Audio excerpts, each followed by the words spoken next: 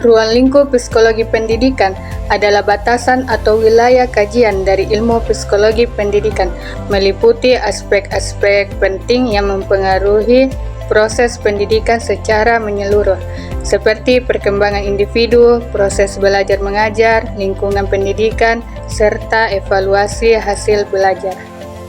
Adapun aspek-aspek dalam ruang lingkup psikologi pendidikan, yaitu yang pertama perkembangan peserta didik, meliputi perkembangan fisik, kognitif, sosial, emosional, dan moral siswa. Pemahaman tentang tahap-tahap perkembangan membantu guru untuk menyusun pendekatan yang sesuai dengan karakteristik siswa. 2. Teori-teori belajar, behavioristik, belajar sebagai perubahan perilaku karena stimulus. Kognitif, proses mental dan pemahaman. Konstruktivistik, pengetahuan dibangun melalui pengalaman. Humanistik, belajar dipengaruhi oleh kebutuhan dan potensi diri. Sosial kognitif, belajar melalui pengamatan atau modeling.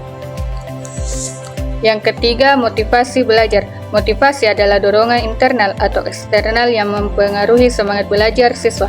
Motivasi intrinsik berasal dari dalam diri, sedangkan ekstrinsik berasal dari luar.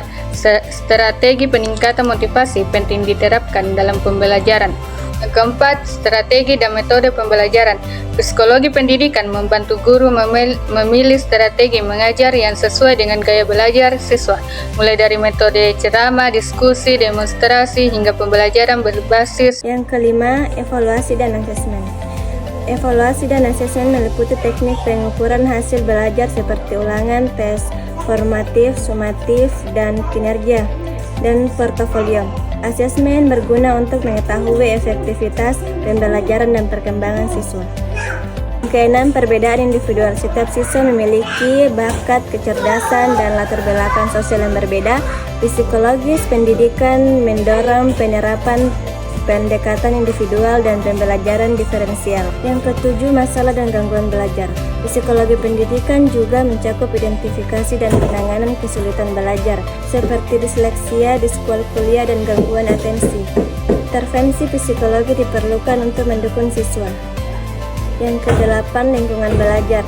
Lingkungan sosial seperti keluarga, teman, sekolah, dan fisik, kondisi kelas, fasilitas memengaruhi belajar siswa. Iklim yang positif mendukung kenyamanan dan efektivitas pembelajaran. Kesembilan, psikologis guru. Kesehatan mental, motivasi, dan kompetensi psikologis guru sangat berpengaruh terhadap interaksi dengan siswa dan pengajaran.